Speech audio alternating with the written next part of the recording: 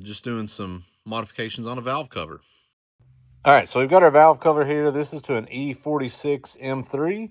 So a couple of the modifications we're going to be doing is we're going to utilize this hole, and then we're going to make us a bigger hole here so we can put some fittings in,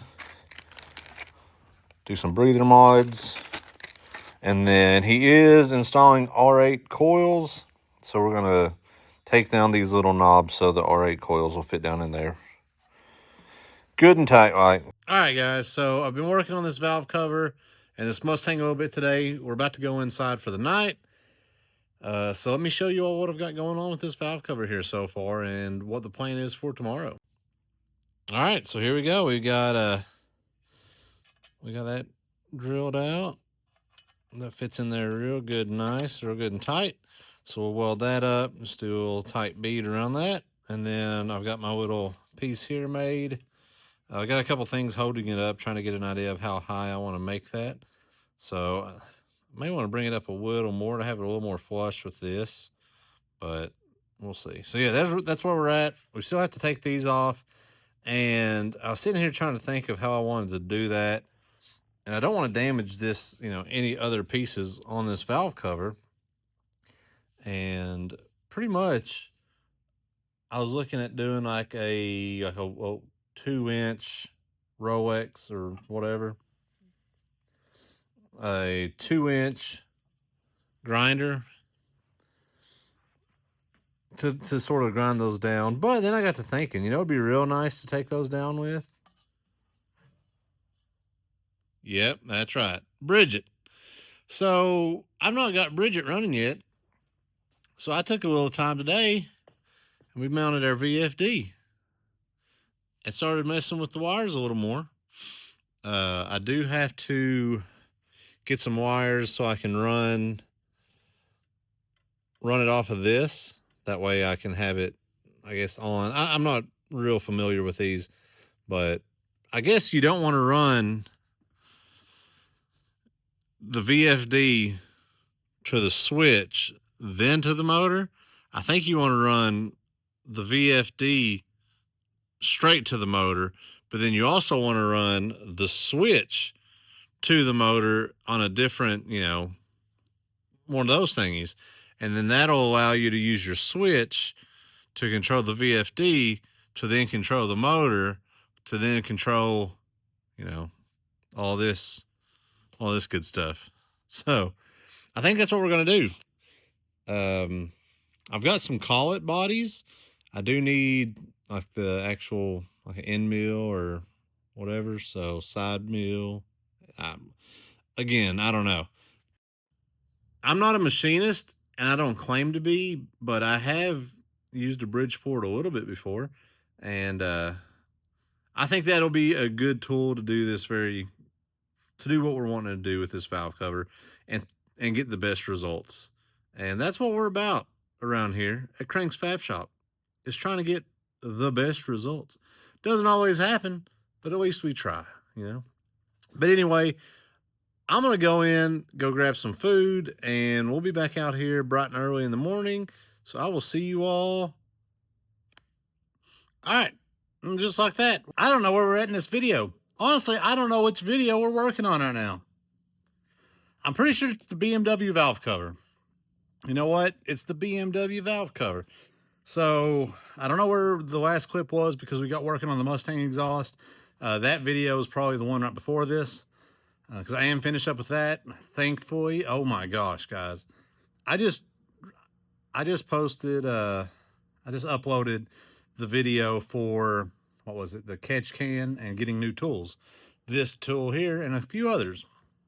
Well, I saw in that video, I was watching it back after I posted, and I was sort of giggling because I was expecting to have that thing done in a day.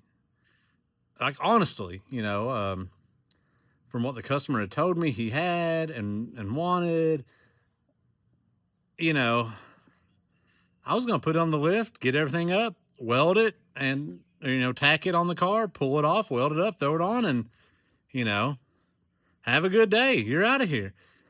I worked on that thing for like 4 solid days, like 4 full, like 12-hour, like 10 to 16-hour days actually is what it was. I think the last day I worked on it like 16 hours. And yeah, I don't want to do that again. That was not fun. But we got that out. So now, as you can see, I've moved the airlift. And whenever I built this shop, I might have got some misinformation on what I needed and ended up running 10.3 for all of my 240 stuff. Which, and if you know, 10.3 is for 3-phase, I believe. So, as you can see, this plug here, so that's right, you know, that's single phase 240, or right, yeah, 30 amp single phase 240. So I've got that. That's my plug for the lift. That was the plug for the lift. Well, whenever I was initially doing it, I didn't have a lift in here, but I did have a welder. So the plug for the welder, let me just show you here that I've got.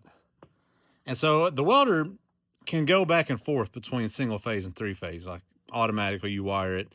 And I guess it knows inside, hey, we're getting single phase, or hey, we're getting 3-phase. And it adjusts automatically inside there to do whatever it needs to do. So we've got that plug on there. And we just have our 3 wires hooked up, and we got our 4th wire taped back for that 3-phase, because we're not doing it. But as you can see, that plug is for 3-phase. It's a L1430, I believe is what it is. Well, I forgot whenever I wired up the lift that I put the correct plug for single phase. And I was going to run it. I've got an extension cord that I use for the welder. And I was going to use that to make the lift go up and down when we have it over here until I can get it wired up, because we just got shop work, which is good, but I just need, I need to get some stuff done, and it's hard to do with, shop work coming in. But that's what pays the bills. So I just now realized whenever I went to plug in that extension cord that it was a different plug. So we're going to wire in a plug that I've got for the Bridgeport, actually, I was doing, because I'm going to use that receptacle for the welder, because it's right there. I don't think I'll ever be using the Bridgeport and welding at the exact same time. You sure about that? You sure about that? If I find out that not to be the case, we'll throw another plug in over there. But yeah, update. Cars are stuck outside. We got to get it back in. Oh, and we just brought this thing in. So this is going to be on another video. So this thing is cool, guys. This thing is real cool. He said it weighs about 1,400 pounds. And we're doing he threw a turbo on it. We got to do the intercooler piping, that type of stuff. We got to do the intercooler piping. We're going to do an exhaust, a little something cool there. And then a few other things that he's wanting. But yeah, that thing is neat. And it gets me a little excited, because, with that being a mid, I guess it's considered mid-engine. Yeah. With that mid-engine, it makes me a little excited because I want to do a mid-engine Beetle build. So, yeah, this thing's cool. Definitely would like to get my mid-engine Beetle build going sooner rather than later. But we got a lot of projects that I just have not been able to work on that either. I did get accepted to a sort of car show meet thing, a sort of secret squirrel. So I'm not going to say what it is, because they're not really, they don't like people talking about it. Like I said, secret squirrel stuff. But I need to get one of my Volkswagens going for it. So, and as you can see, neither of them are anywhere close to being ready to do anything. I don't even have an engine for that. I guess I could pull it out of the Baja Beetle, or do I modify the Baja Beetle, get it sort of cool looking, and take it, maybe pull the fenders completely off, slam it on those, throw some just put some wheel spacers on it to get the tires out, it's not hitting the body and stuff, and just slam it. That'd be sort of cool. It's over there. We're looking at the 63. We're going to keep pushing on this. I need to get it out. As soon as I get this lift, I'm going to get the beetle in and put it back here in the middle. And then we'll probably maybe get that body back here in the middle. And we're going to take that pan outside. So I'm going to get the 32 back on the lift, and I can get it up out of the way. So we will have a space here. This guy shouldn't need to go on the lift. But I do need to get the Bridgeport wired up. And I mean, once I get this, well, I need to leave that wire on there. So I may have to buy another plug or something, or I don't know. I'll figure that out. Enough talking. All right, so it started raining a little bit. Needed to get the GTR inside and the Beetle inside before it started raining. So like I said, it started sprinkling a little bit, so we went ahead and pulled it in. But I got the lift rewired. Got our new plug on there. Extension cord going to our welder receptacle. It works for now until we can wire something in up the top and drop it down. But yeah, but look how much closer we're going to be to our fab area whenever a car's on the lift. So that's going to be real nice. The tools are still pretty close, which I may end up moving something, doing something different back here on this back wall. Right now, I've just got sort of that as a storage area, which is going to have to change if we're, since we're here working. Yeah, but I probably could use like a little workbench or something there. But yeah, as you can see, we're full, guys. We're absolutely full. Luckily, this thing is, I could fit so many of these in here, though. Like, if that's all we were working on, I could get, like, 10 of those things in here, for sure. But I don't know how many of those things are out running around in this area. I'd say not that many. But, yeah. Which we wouldn't really be able to work on them with 10 of them in here, but... So we still need to level up our lift. So I left the legs on the front. I had to pull them off in the rear so we could get the cars in here. But yeah, I think it's probably stopped sprinkling now. So I may end up pulling this thing back out just right here and continuing to level up this lift. I don't know. But we need to. So my plan for today was to get all this stuff moved, bring in that the Goblin kit car, and clean up their shop area. I was going to get the Beetle chassis outside. So I can start working on that. It needs to go back together, like I said. It needs to get finished pretty quick, and we're nowhere close to it. And just getting stuff cleaned up, getting this fab area cleaned up, getting it ready to start on these next two projects next week. It's Thursday. I should have tomorrow to work on it, but I've been voluntold that I'm going to have to go and do a spay and neuter clinic with my wife. What is that about, guys? I'm over here trying to work on cars, trying to make content, trying to give you what you want, and honestly trying to do what I want by, working on cars and stuff. But today was sort of a bust because the last 2 days I've been in the home.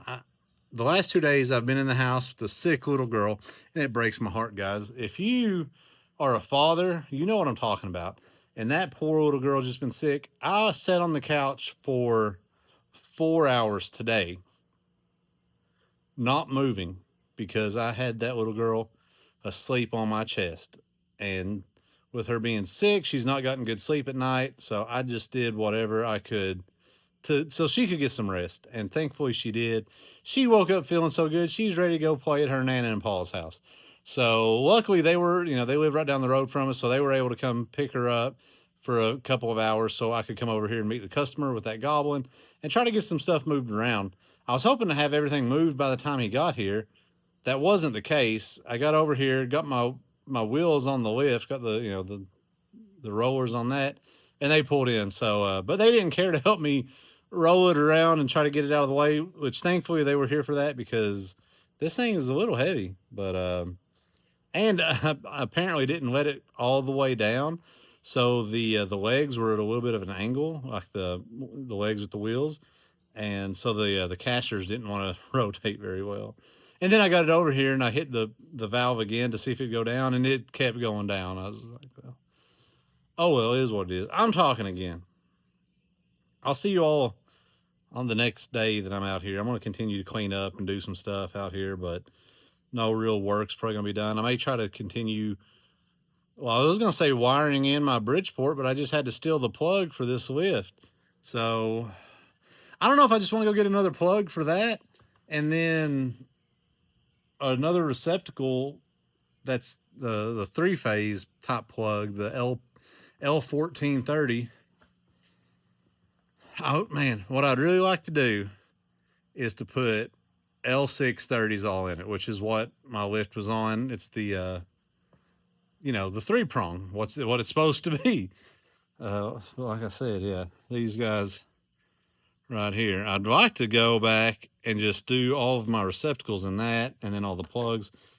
But that stuff's expensive. That stuff is actually very expensive. They're like $30 to $40 for a receptacle, like what we have hanging, and like $20-something for a plug. And I'm not sure about the receptacle in the wall, how much those are. I would imagine those would be cheaper.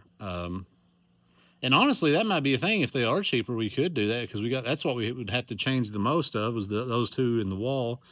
And then I've got 2 plugs. I got one in the welder, and those are like 20-something. So that'd probably be about $50 to replace those 2.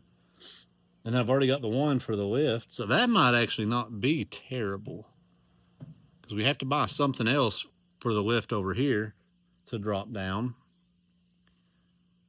So then that would be 2 of the hanging receptacles, which those are pretty expensive. Those are like $40. So we're looking at probably a couple $100 to swap all this stuff out. And honestly, I don't know that I want to do it.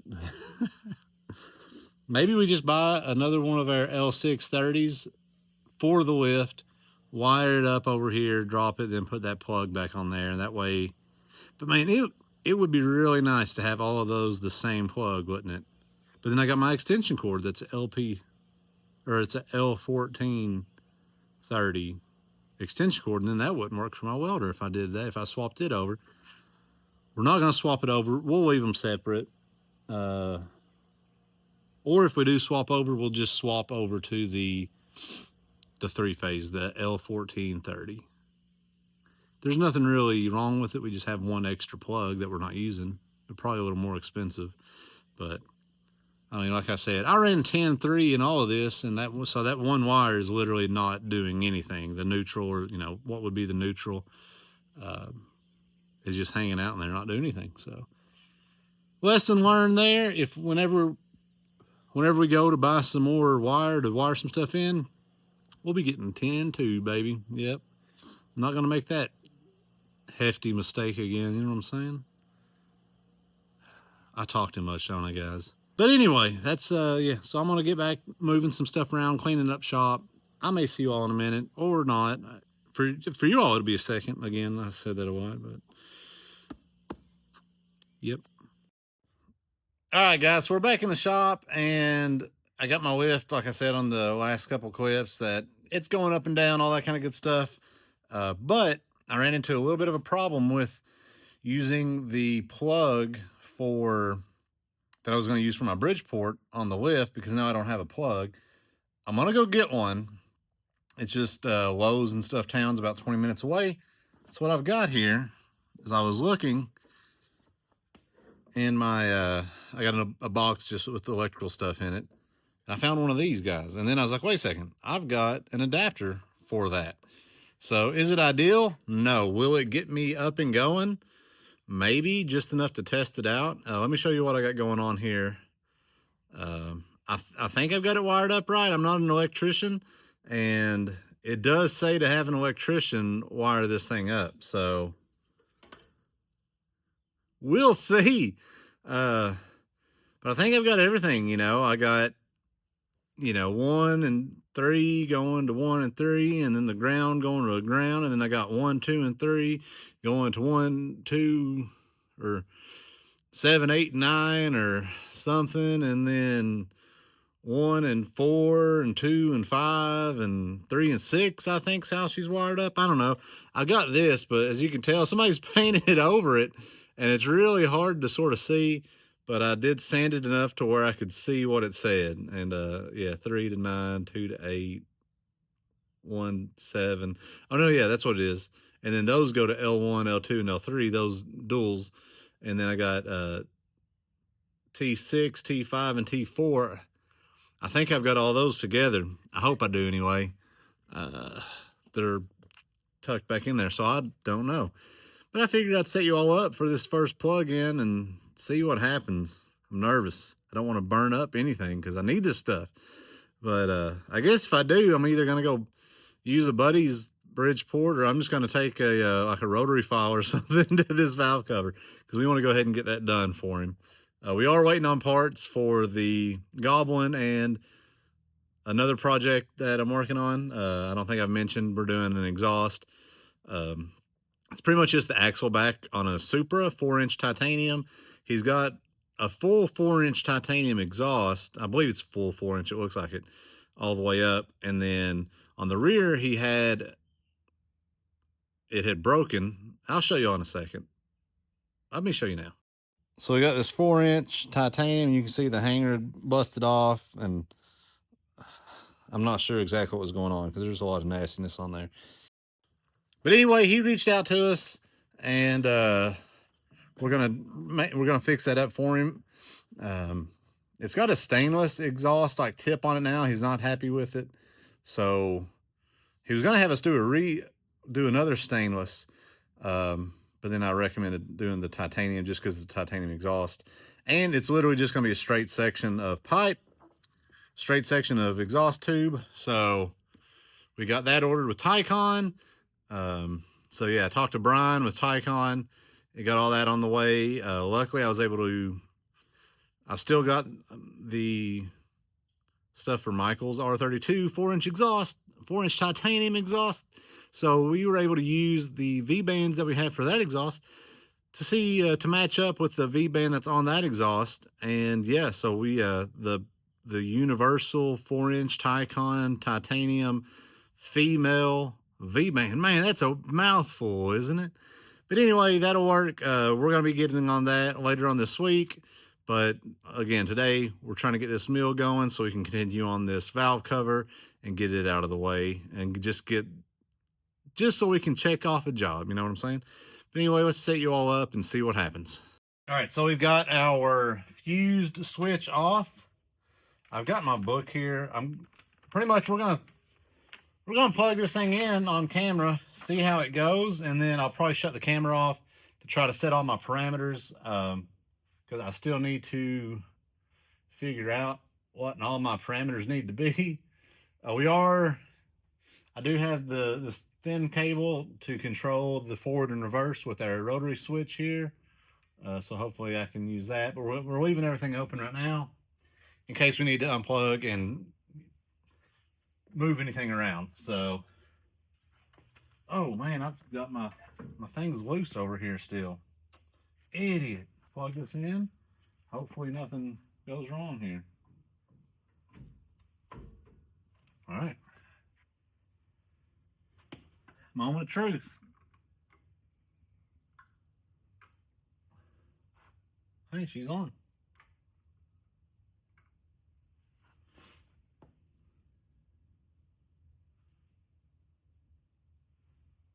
Well, nothing exploded right away, so I'm going to call that sort of a win. So I'm going to shut you off for a second. We'll be right back. I'm going to get this VFD programmed, and yeah, hopefully when we come back, we'll be able to turn this thing on, fire up this switch up here, and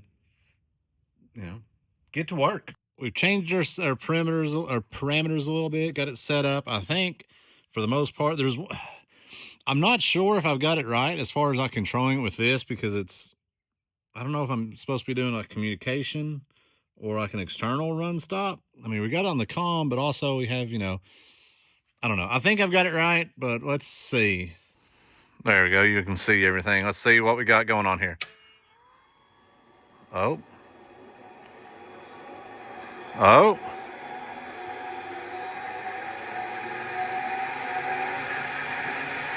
I may need to speed that ramp up time a little bit, but hey, we're going. All right, let's see if she'll shut off.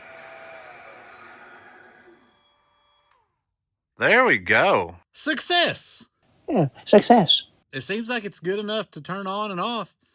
Now I just need to figure out how to work this thing.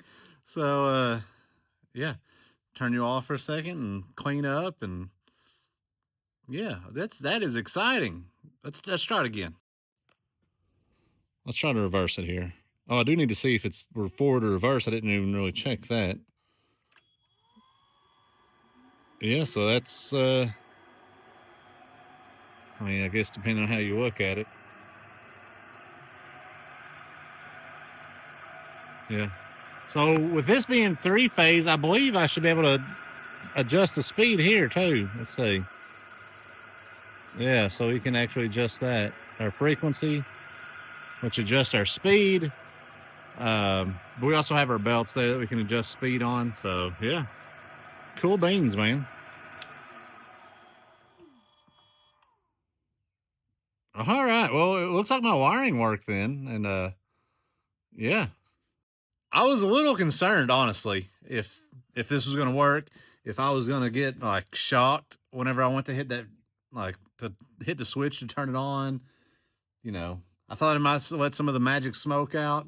I mean, we're not done. Like we haven't really done any work. It's just a little bit. So I probably should quit talking about the magic smoke and all that stuff. But yeah, cool. All right, guys. So as you're about to see, I got the valve cover on the mill on Bridget here, and I'm having trouble with my T-bolts. I don't know if I got just a little bit too big of a size, but I was able to get one sort of in there. They're really tight. I really need to clean this thing, but I was wanting to try to use it on this job, which it's helped me get this thing wired up anyway. But after seeing it on here and sort of starting to clamp it, I don't know that we're going to be able to really, with what I've got available here right now, I don't think I'm going to be able to do this job with this. But I do want to go ahead and try to take off like one of these pieces just to see how it does. But um, with my knowledge for what we're doing, it's probably going to be better if I just use a handheld, you know, with like a carbide bit, burr grinder type deal. So, but again, I'm not exactly sure what I'm doing. So we're going to give it a shot. And if anything starts to go negative, we're going to stop.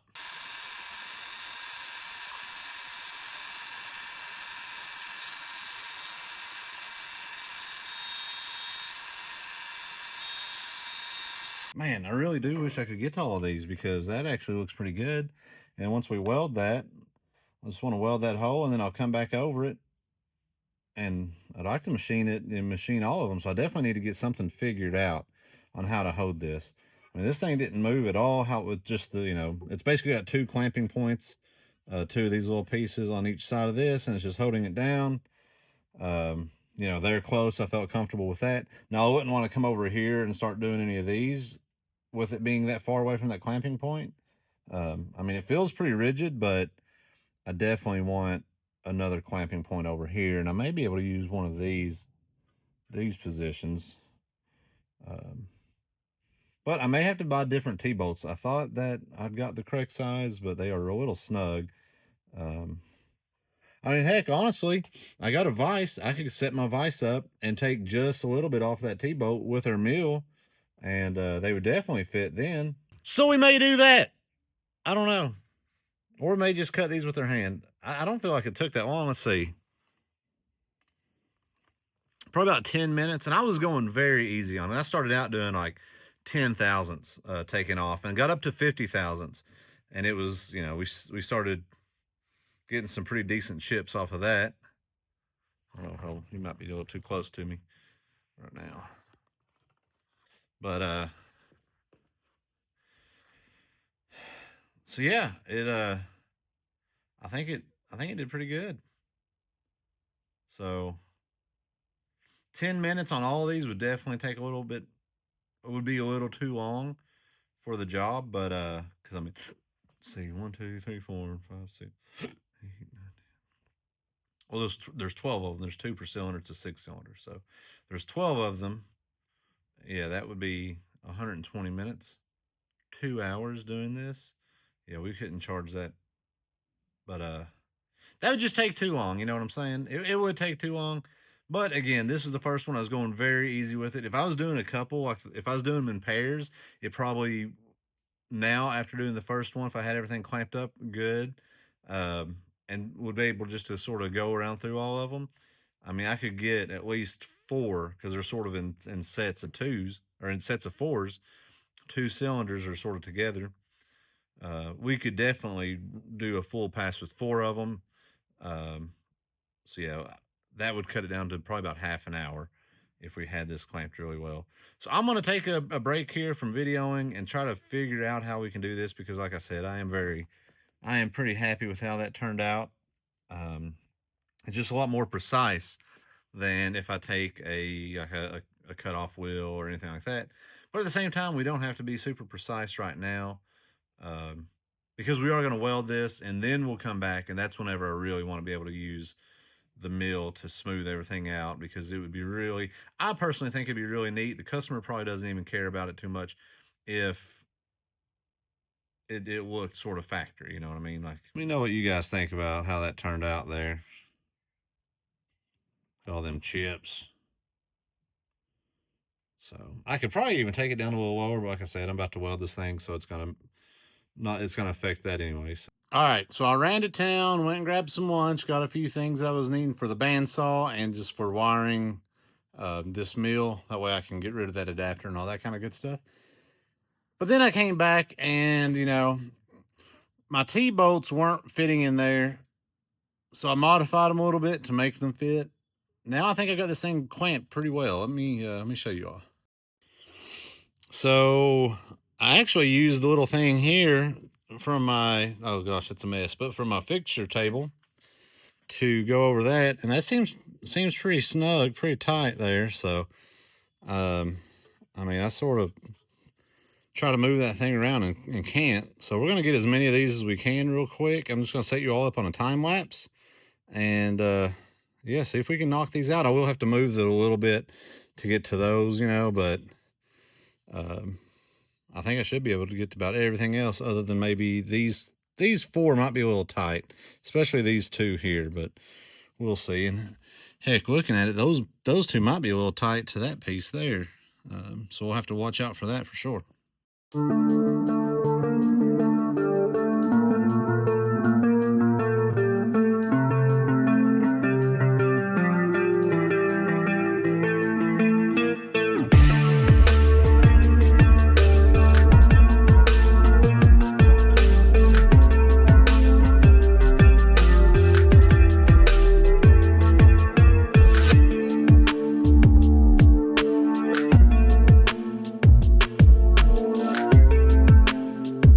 So I'm pretty sure this was like way overkill, right? But I think I just found a new addiction because I want to learn more about this stuff now. Yeah, this was neat. I really enjoyed it. Yeah, like I said, overkill for what we're doing. Need to get my thing mounted. But it gave, like I said, it gave me a reason to get the Bridgeport up and going. I still have a lot that I need to do to this machine, like getting it cleaned up and, sort of refurbishing it. But hey, if it can get me through this job, then I can start messing with it, cleaning it up more, getting it right. Like I know some of the oil lines are, just leaking everywhere, and the oil for the ways or all that kind of stuff definitely needs to be gone through. But yeah, this was fun.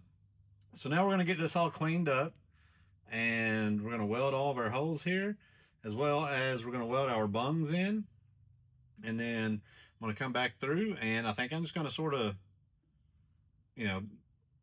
do this to the weld to make it look good, sort of flatten it out, because I don't want it to, the plan is to have it to where you can't, you may still be able to tell that something's been done because this is cast, and we're going to have some machined looking parts, or pieces on it.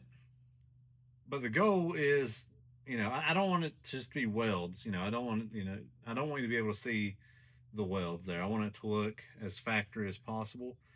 I'm also thinking about, I got the plate, I'm thinking about welding that in and then coming through and machining it. I'm not sold on that. I don't really know that I want to take any material off of that, just because you do have to crank down on those AN fittings a little bit, and I don't want that to break that weld from from taking material away from it. We'll just have to see. Now I could sit it down a little bit and then do my weld pass around it really good, and then just sort of fill in the rest of it and then machine that off and still have enough weld. But look, this is a valve cover. The customer is not requesting this at all. The picture he showed me of what he wanted was, you could see the welds, and I asked him, I said, hey, you care if we try to go a little bougie with it? You know what I'm saying? Maybe not just exactly like what's in the photo, but maybe in my mind, maybe we'll look a little better. And he said, yeah, man, send it, as long as it's not too much money. And I said, well, I think I can do that, because I'm not even accounting. I've not been even keeping time with the machining part of it here. I can go back and look, but I guess through the camera and stuff. But I'm not going to charge him my rate, because I'm learning. This is something that I'm improving my skill set. I'm learning more. Knowledge is power, or something like that. And I just think this is really cool, to be honest with you. So I'm gonna get this cleaned up, and we're gonna weld it real quick, and we'll see you probably back right here.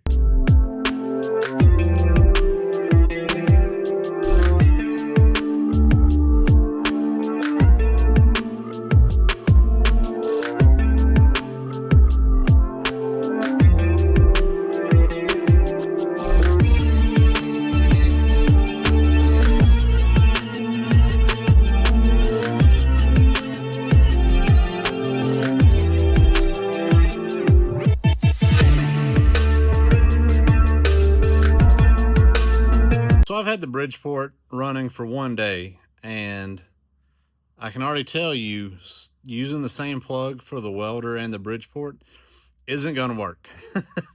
Just because, I'm not welding and using the mill at the same time, but I really need a drop for this welder to come over the table. That way I'm not having to run it to the wall, because the cord's not long enough. Usually I use the extension cord that I have if I need to, but I'd rather not do that. I'd rather have a drop from the ceiling. So yeah, we're gonna have to get onto that. But we got this thing welded. Some of it turned out pretty good, and then another place just was nasty. Like, I couldn't keep a stable arc. There was just junk. It was pulling so much garbage out of that aluminum. So we'll see what it looks like after I take that off on the Bridgeport here. Yeah, so you saw me weld up all these. They turned out decent. It did, it was pulling some junk out, and arc was jumping around there. But then look at this thing. Look at all that garbage that was in there.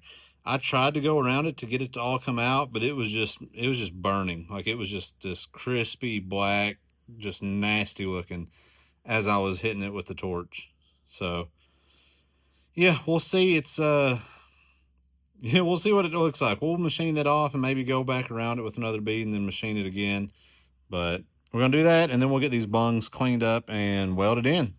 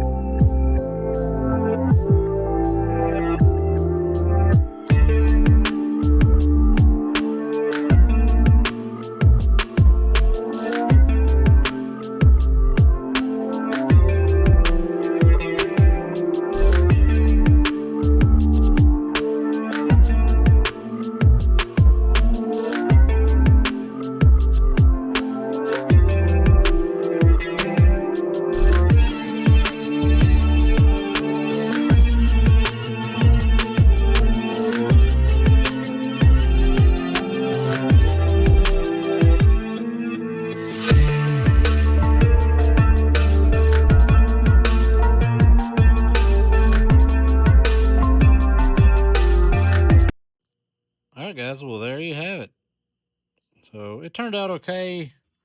Not as good as I was hoping, but a couple baffles there. But not bad. Probably a little more than what, you know, the customer was expecting with all these. Instead of just, you know, cutting them and welding them and leaving it, which would have been fine. But yeah. Anyway, that's where we're going to end this video.